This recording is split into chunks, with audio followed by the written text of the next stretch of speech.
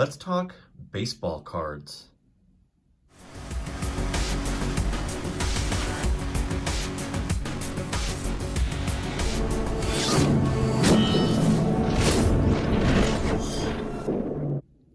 Hey YouTube, Vertical Stacker here. One of the things that I have really enjoyed over the years, particularly in my younger years, was collecting baseball cards. Now, back in the 80s and 90s, when I was a young man, my collection consisted mostly of Topps and Donruss, and I collected a lot of the stars and semi-stars and some of the complete sets that they made, and then some of the maybe the lesser known sets, the extra sets, I'm not even sure what you call them, the updates, things like that. But I just wanted to share a little video today. I have kept over the years a lot of these cards unopened in their original packs.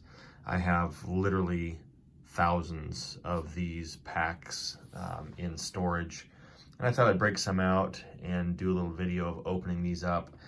I gotta be honest, I don't even really remember who the major stars are as far as that might hold any value on a card. My understanding with some limited research is even in these series that were printed in the millions and millions of cards, which of course drives the value down, you have to have, you know, the equivalent of a gem BU PF70 type thing, which doesn't make sense. A BU PF70 doesn't even exist, but a proof 70 in baseball jargon, it would be a PSA 10 graded card in order for it to be worth really anything at all. So I'm going to go through these packs here. This is just an example of some of the thousands of packs that I have unopened. These are from 1991 Fleer and 1991 Score. I think the most valuable cards in these sets were probably a Ken Griffey Jr., maybe a Mike Messina rookie card, some of the Bo Jackson cards maybe might have some value of 25 cents or something like that. But so I'm just going to go through and open some of these and see what we can pick up. I may or may not find anything of any value whatsoever. I'm certainly not counting on it. But this is something that I have not done for probably 30 years, and that is open a pack of baseball cards. So I have Tim Raines, Tony Phillips, Terry Mulholland, Scott Fletcher. Don't even know a lot of these folks, at least remember them. Alex Fernandez, Rondell White, Lance Dixon. Yeah, just not a lot of people that I even remember. Caminiti, Matt Williams. And again, this is the Score Series 1. I'm assuming that must be the numbers, you know, 1 to 400 or something like that. John Franco. Wade Boggs. I always liked Wade Boggs as a player. If you look at his batting averages, he always had really good batting averages. He was a consistent 350 hitter. As of 1990, he was a 346 career hitter. That is just phenomenal batting average in the major leagues. I'll put that one aside. I just like Wade Boggs a lot. Junior Ortiz, Bob Guerin, Pat Combs. And what I find in these older sets that were produced in the millions is that you get so many duplicate cards, so many doubles and triples and quadruples of the same card. And then any cards that may have had some value, it just seems like they didn't have that many of them in the packs. But probably just my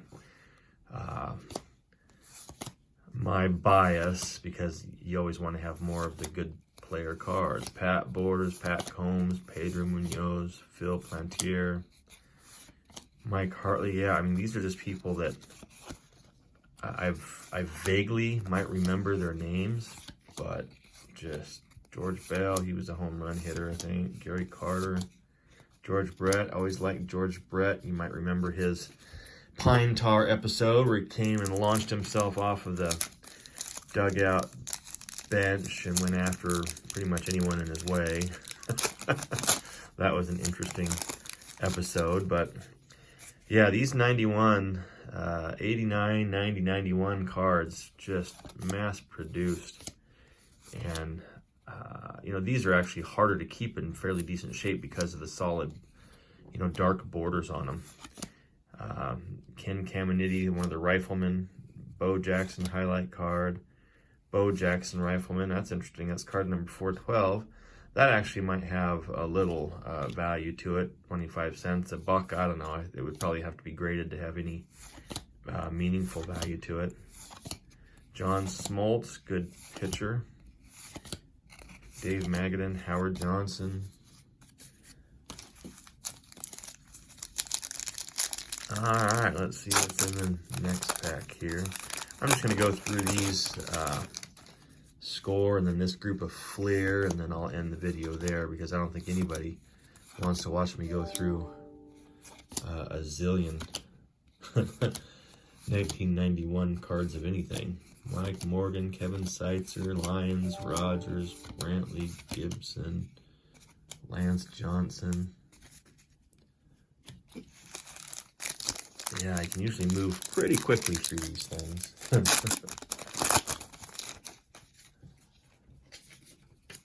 Dave Righetti, Fletcher again. I don't know how many of the Fletcher cards I've already seen in these. Carlton Fisk, O'Malley, Schultz, Edgar Martinez, Abner, Harris, Calderon, Anthony Quintana, Balboni, and Schmidt. Well, let's see what else we have here. Score packages. Maldonado, Hamilton. Now, Nolan Ryan. Now, there's a decent card for this set. Again, probably worth no more than about 25 cents, and it's got to be in pretty good condition, rather. But one of my favorite pitchers of all time. This was a guy who could really throw the baseball and threw some smoke. I'll put that in my separate stack there. Rondell White again, Cecil Fielder, Bobby Witt, Mackie Sasser, Lancaster, Crawford. Yeah, see, a lot of these folks, I don't even remember them playing. I don't even remember them playing. I played ball when I was young. I played Little League for many years. Then I played Senior League, and then I went on to American Legion Baseball. I was a pitcher and second baseman, third baseman, shortstop, center fielder, right fielder. I kind of played all the positions, even first base a time or two. Sean Dunston, Pena, Salazar. Dennis Oil Can Boyd. Haven't seen his cards for a while. So out of that whole group, I got maybe 3 cards that are worthwhile at all, and that was Nolan Ryan, Bo Jackson, the rifleman, and Wade Boggs. Again, one of my favorite contact hitters. Well, let's go over to the Fleer 91 sets. These folks had some stickers. And, oh yeah, these yellow borders, those were awful. Oh, they're just awful. Coles, Acker, Harnish, James.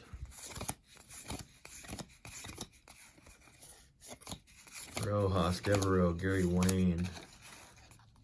It's interesting because I see all of these names here in these sets now, and I didn't see anything. I didn't see any of the same names in the score set. Maybe it's because it's a different series. I don't know. But these were, I guess, 39 cents a pack on clearance when I bought them. And I bought a bunch of them, thinking I was getting a great deal. I don't think they're even worth 39 cents a pack today. Pretty sure I couldn't sell them for 39 cents a pack. Chili Davis, Tom Glavine, good pitcher. It's funny to see Tom Glavine, who's a pitcher, sliding into home plate. You don't see that very often. I guess they're trying to switch it up a little bit. Yeah, this Fleer set was just terrible set. Terrible set. Ugly, in my opinion anyway. And just nothing really exciting about the set at all. Boy, these cards are kind of hard to get apart on some of them. Wes Gardner. What do you folks? Dwight Gooden. Remember old Dwight Gooden? Look at that. The flamethrower. He had an interesting career. What did you folks collect when you were younger? Did any of you baseball card fans out there? And if so, do you still have some of your cards? I have literally thousands and thousands of cards. Hundreds of thousands of cards. And I don't even know what to do with them. You can't even sell them in today's market because they're just not worth anything, and nobody wants to buy, you know, 250,000 common cards that are just going to take up their storage. Dave Winfield, Willie McGee, Cabrera, and Dwight Gooden. I guess that's probably the best card I've found so far is the Gooden card, I suppose. If there's such thing as a good card in this series. Oh, and I remember I used to, have the 85 tops, 87 tops. I think they came with a stick of gum. Some of the packs, I may open some on screen. I still have some 1979 packs that are unopened. I bought those with my lawn mowing money over at Save More Drug. I remember the store. I remember getting them for 15 cents a pack. And those are probably the most valuable ones I still have in unopened condition. Ozzie Smith rookie card is in there. Let's see, Ricky Henderson. Can't remember if that's a rookie card or what, but it was a pretty good card. Ricky Henderson actually played for one of the farm teams in Boise, where I grew up. The Boise Buckskins, I think was the name of the team. Vince Coleman, good base stealer. Yeah, these players, boy, they just, a lot of them just don't ring a bell at all. And I was a pretty big baseball fan in the 80s and early 90s, but either my memory has failed me or it was just not a good time for baseball. Certainly wasn't a good time for baseball cards. But Sandy Alomar, good catcher. Yeah, these folks just don't ring a bell to me at all. Jose Uribe, Mike Felder.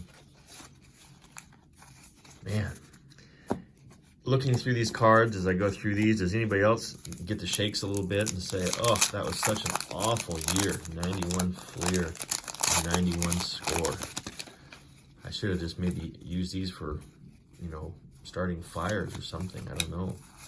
But I haven't seen a single card in here. When Dwight Gooden is your best card in your series, that's not a really, not a really good series. And that almost looks like the exact pack that I just opened up.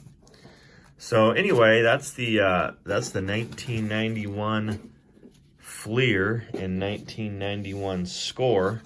Just opened about, 8 or so packs of each, and only really found about 3 cards of any import, at least to me.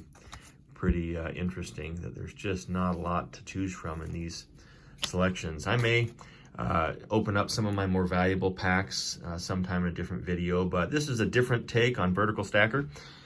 Funny talking about myself in the third person, but I collect coins, I do stacking, a lot of Star Wars collectibles, things of that nature. I think I say things of that nature on every one of my videos. So remember that. I may have a trivia question on a GAW.